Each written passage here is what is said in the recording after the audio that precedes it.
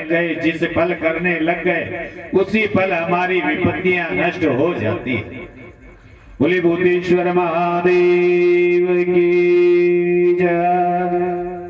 भगवान सौनकादि ऋषियों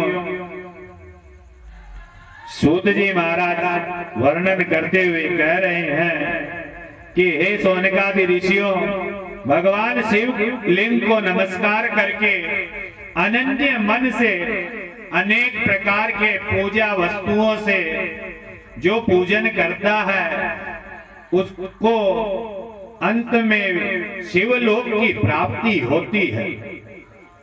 उसके बाद में सगुण निर्गुण 5 मुख 10 मुख 3 नेत्र वृषभ ध्वजा और कपूर के समान गौर वर्ण वाले जटाधारी महादेव का जो जिन्होंने मृग चर्म ओढ़ रखा है, ऐसे गले में नाग लिपटे हुए हैं, पिनाक आयुध आदि अपने हाथों में धारण किए हुए हैं, ऐसे भक्त वत्सल सदा शिव का मैं आह्वान करता हूं, ऐसा मन में भाव बनाना चाहिए।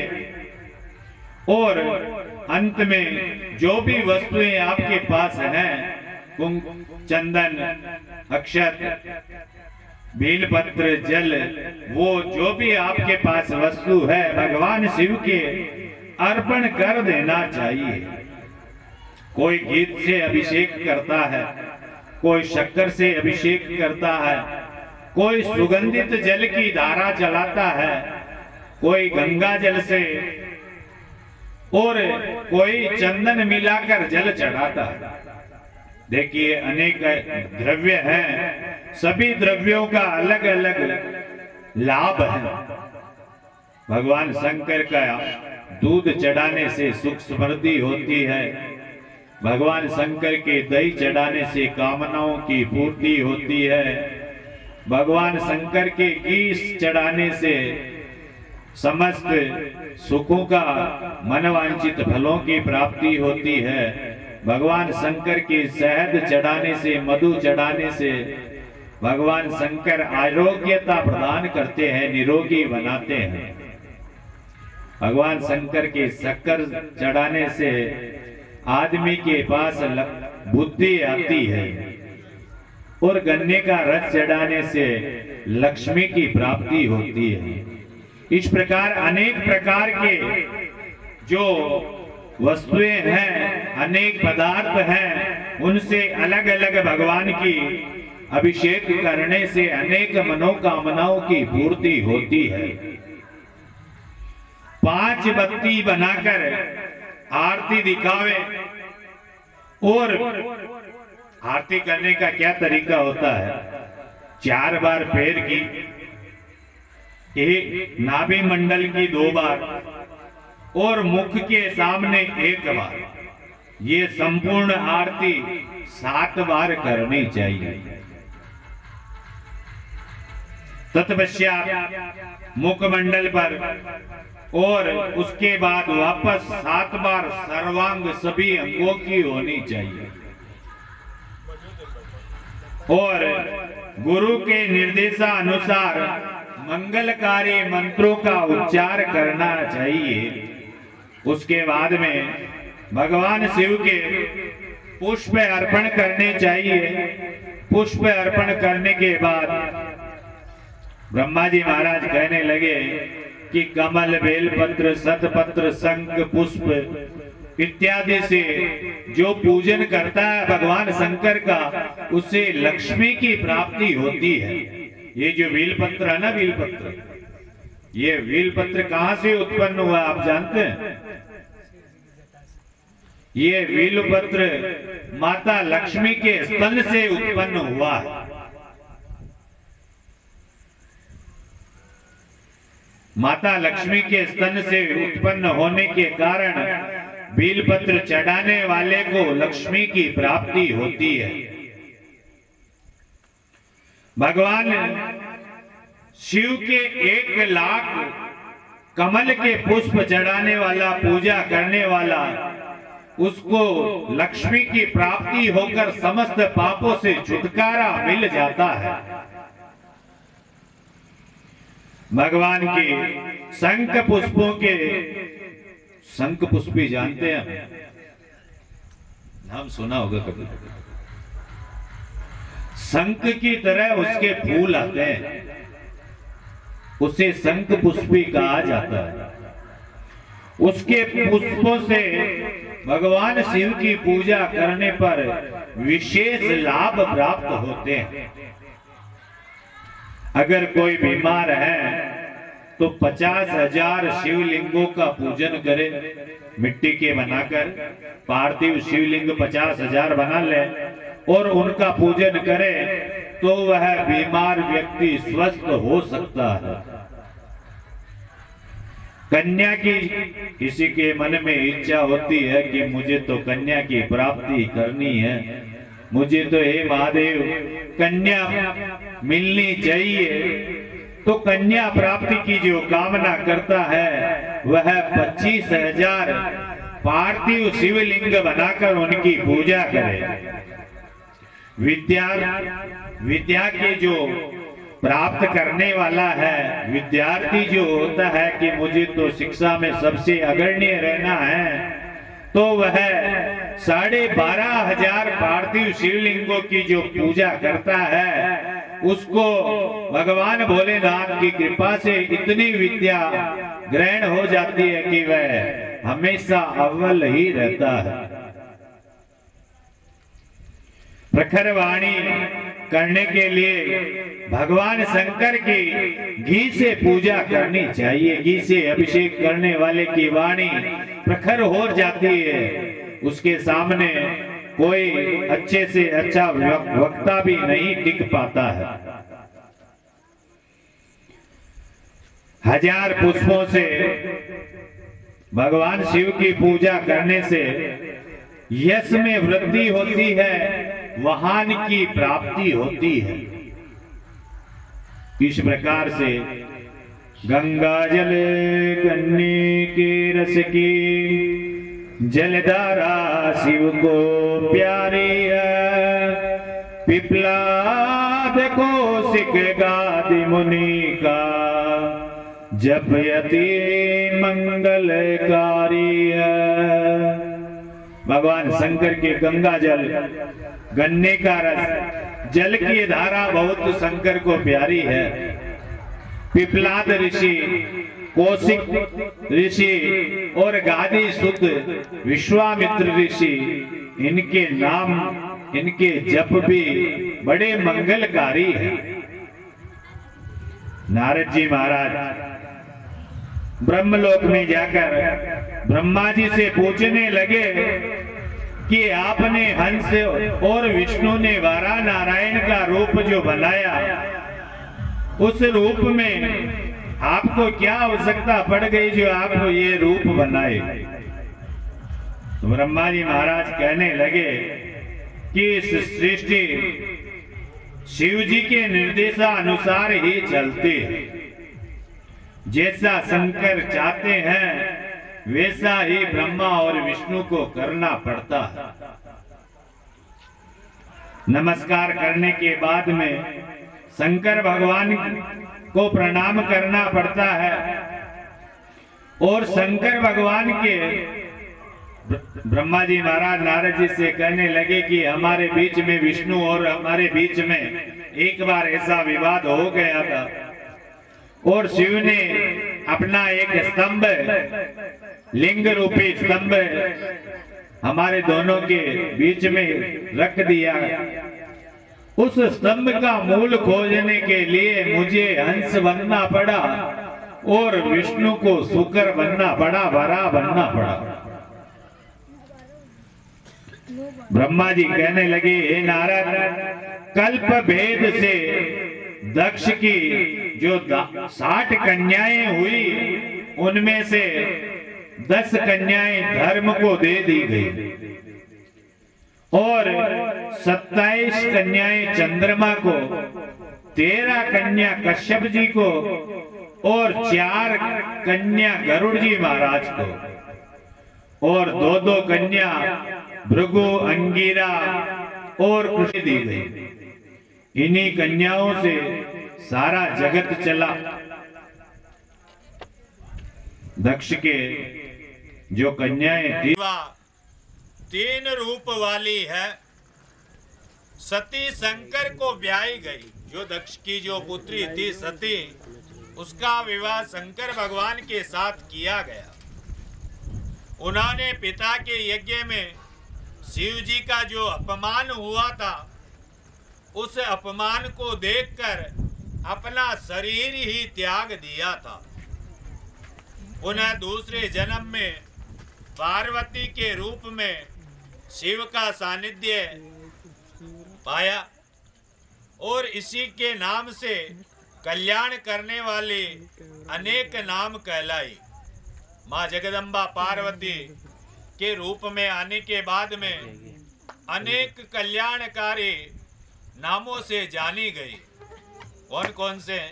ओम जयंती मंगला काली भद्रकाली कृपालने दुर्गा क्षमा शिवा धात्री स्वाहा स्वधा नमोस्तुते। अनेक नामों से जानी गई। कहीं कालिका, कहीं चामुंडा, कहीं चंडिका, कहीं भद्रा, कहीं विजया, कहीं जया, कहीं जयंती इत्यादि नामों से जानी गई।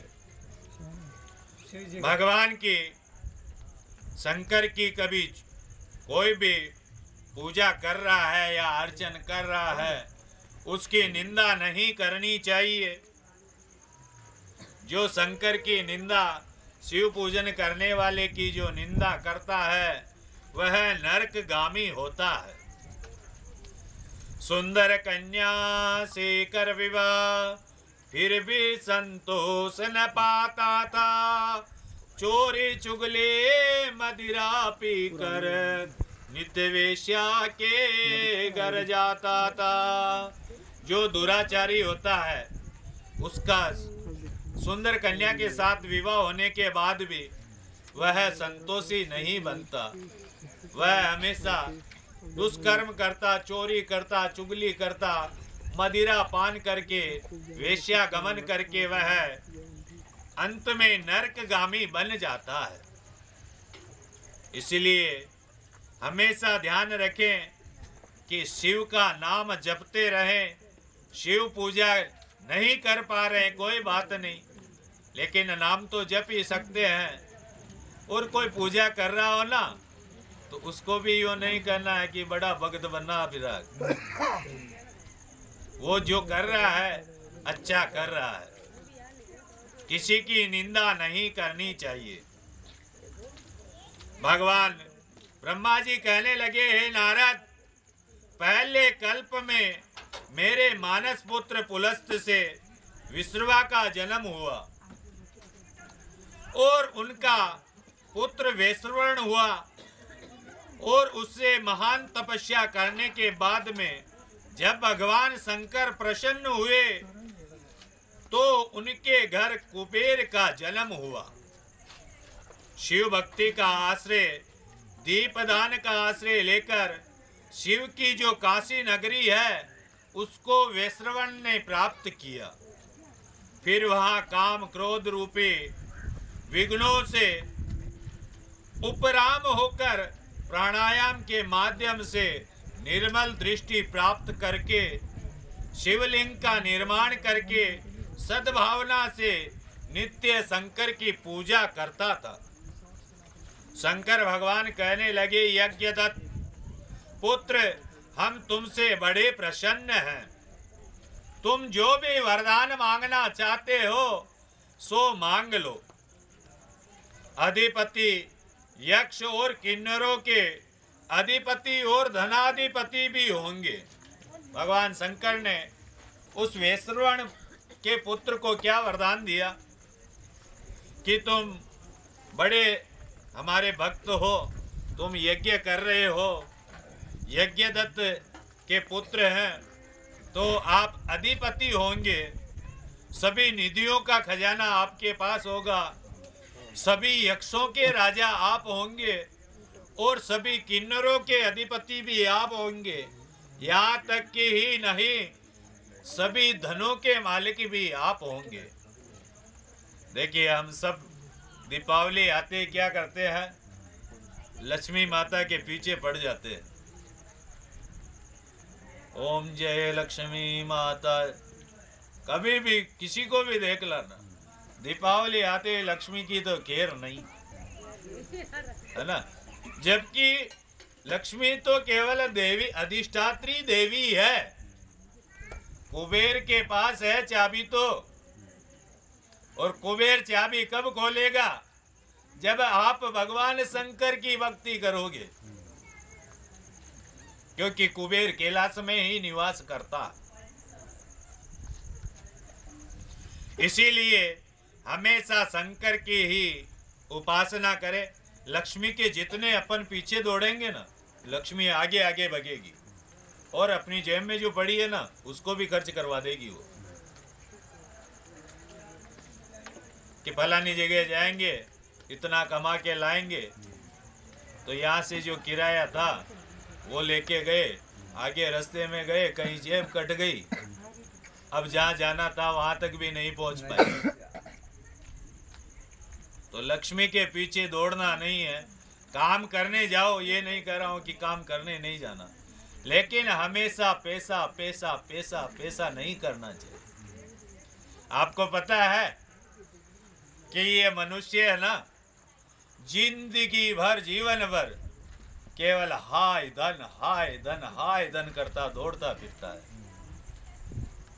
आपकी नहीं कह रहा हूं, उसमें हम भी शामिल है ना? सब केवल एक ही उद्देश्य को लेके कि पैसा कमा ले, पैसा कमा ले। चाहे संत हो, चाहे महंत हो, चाहे कोई हो, सब इसके पीछे दौड़ रहे हैं। और जब वो मर जाता है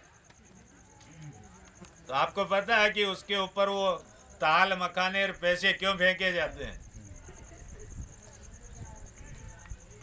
भाई, जिस पैसे के पीछे तू जिंदगी भर दौड़ता फिरा, ले तेरी छाती पे फेंक रहे, हिम्मत हो तो उठा ले। उठा पाता है क्या? इसीलिए उसका अंत में क्या हो जाता है? धन का आगे क्या लग जाता है? निधन। भाई, बिना धन का हो गया ये तो। इसलिए हमेशा पैसे पैसे नहीं करना चाहिए। भगवान शंकर के यहाँ विश्वकर्मा जी महाराज भी शंकर के यहाँ ही निवास करते हैं। भगवान शंकर के यहाँ अनेक रुद्र हैं, अनेक शिवगण हैं। भगवान के शंकर के यहाँ विकृत 8 कोटि, विशाख 64 कोटि, 64 कोटि का मतलब 64 करोड़, और 9 करोड़ के आसपास परित्राक, और सर्वांतक 6 करोड़, दुदुम्बी 8 करोड़, जंजालक 12 करोड़, समद 7 करोड़। इस प्रकार से अनेक प्रकार की जो जीव हैं वो सभी कैलाश पर निवास करते हैं। भगवान शंकर के मस्तिष्क पर चंद्रमा धारण किए हुए हैं, नीलकंठ है, विलोचन है, हार कुंडल, बाजूबंद मुकुट, अनेक प्रकार के आभूषण लगे हुए हैं। आपने कभी सुना है कि देखिए, कैलाश मानसरोवर का तो आपने सुना होगा कि कैलाश मानसरोवर यात्रा करके आ गए, लेकिन कभी आपने सुना है क्या कि कैलाश पर्वत की किसी ने यात्रा कर ली हो? कैलाश पर्वत पे आज भी कोई नहीं जा सकता है। माउंट एवरेस्ट पे लोग चले गए, जबकि कैलाश पर्वत तो उससे नीचे है। लेकिन वहां जाने के लिए तपस्या चाहिए, भजन चाहिए। बिना भजनों के, बिना तपस्या के आदमी वहां नहीं पहुंच पाता है, क्योंकि वह शिव लोक है, शिव तत्व की वहां प्राप्ति होती है। और जो पहुंच गया तो वो वापस भी नहीं आएगा। भगवान नारद जी से फिर शिव जी मुझसे और विष्णु से कहने लगे कि हे ब्रह्मा, और विष्णु, तुम दोनों सभी देवों में श्रेष्ठ माने जाओगे। ब्रह्मा जी महाराज को और विष्णु भगवान को शंकर भगवान ने वरदान दिया, भाई तुम दोनों ही देवों में श्रेष्ठ माने जाओगे। शिव जी कुबेर के पास जाकर कहने लगे, हे वैष्णव, मैं तुम्हारी श्रद्धा भक्ति प्रेम भावना से तुम्हारे वशीभूत हो गया हूँ। अब तुम मेरे मित्र भाव को प्राप्त होकर अपने स्थान पर भय रहित होकर रह सकते हो। मैं तुम्हें वरदान देता हूँ कि कोई तुम्हें नाश नहीं कर सकता, तुम्हारा अस्तित्व नहीं मिटा सकता, तुम अभय हो। ऐसा भगवान शंकर ने कुबेर को वरदान दिया। बोलिए काशी विश्वनाथ भगवान की जय। आगे ब्रह्मा जी का सुप्ता दर्शन से मोह और सती का प्रसंग आता है। रुद्र संहिता में सती खंड आता है। नारद जी महाराज ब्रह्मा जी से कहने लगे, हे देव, आप सती प्रसंग का वृतांत मुझे सुनाने की कृपा करें कि सती माता का क्या चरित्र रहा, क्या प्रसंग रहा, उसके बारे में आप मुझे बताएं। एक दिन विष्णु भगवान ने मुझे समझाया। उस दिन से मैं शिव जी के वीर भावना तो छोड़ दी, लेकिन मन में विषाद बना हुआ है।